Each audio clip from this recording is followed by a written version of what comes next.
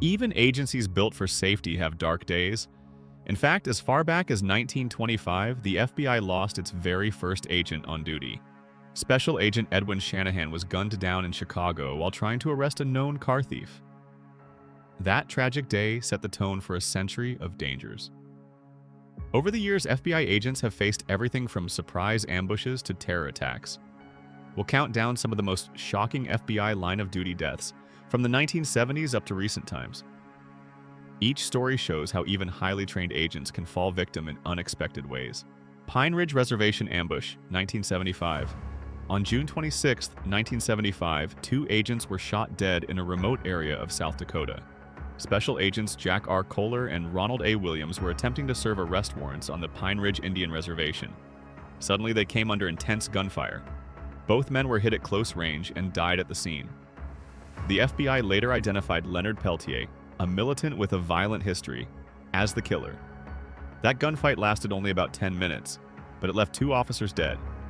These were the first agents ever killed on a reservation and remain among the Bureau's darkest moments.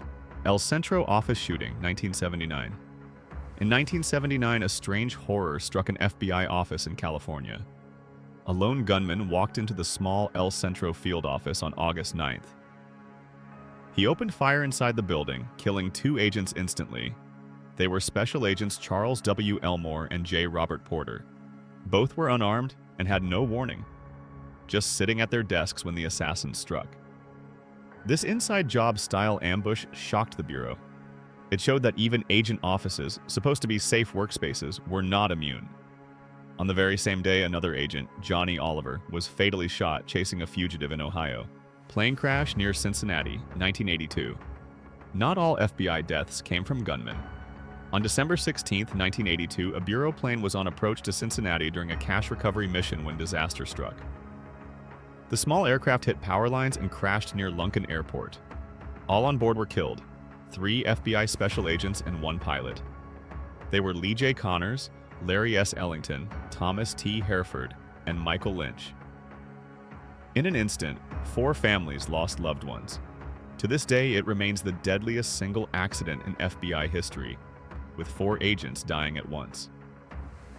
Investigators later learned that unexpected wiring and heavy fog contributed to the crash. Miami Shootout, 1986. Another deadly tragedy came during a routine robbery case. On April 11, 1986, Miami agents Benjamin Grogan and Jerry Dove were among a team trying to stop 2 armed bank robbers. The 5-minute gun battle that followed was ferocious. The suspects sprayed dozens of rounds. In return, agents fired over 400 bullets. In the end, both Grogan and Dove were killed, along with the 2 robbers. 5 more agents were wounded. This shootout changed FBI tactics. They upgraded weapons and armor because they realized criminals could outgun unarmed agents. It's remembered as one of the Bureau's costliest firefights. September 11th. Terror attacks, 2001. The nation's worst terror attacks also claimed FBI lives.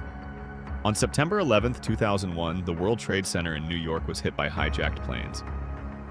FBI Special Agent Leonard W. Hatton was among first responders. He helped evacuate hundreds of people from the South Tower.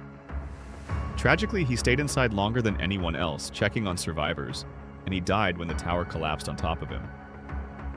Hatton's death was the single FBI line-of-duty fatality of 9/11. But the danger did not end that day. In the aftermath, agents worked piles of toxic debris. Years later, the FBI reported that 15 agents, who had helped with the rescue and cleanup, died of cancer linked to those on-site exposures. In total, 9/11 left the FBI mourning not just one hero, but many more fighting the attack's invisible aftermath. Sunrise, Florida Raid, 2021. Shockingly, one of the deadliest days for the FBI came very recently. In February 2021, agents were executing a court-authorized raid in Sunrise, Florida. The suspect, a wanted felon, did not cooperate. Instead, he opened fire on the agents. 2 special agents were shot and killed on the spot: Laura Schwarzenberger and Daniel Alfin. The assailant then set the house on fire and killed himself.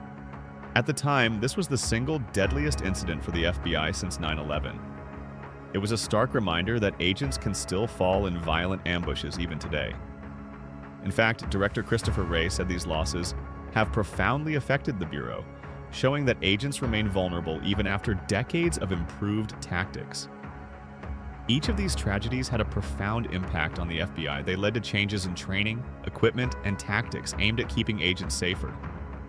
Through it all, families of the fallen continue to be honored each year. Even in these darkest moments, the courage of those agents, from Edwin Shanahan in 1925 to Laura Schwarzenberger in 2021, shines through.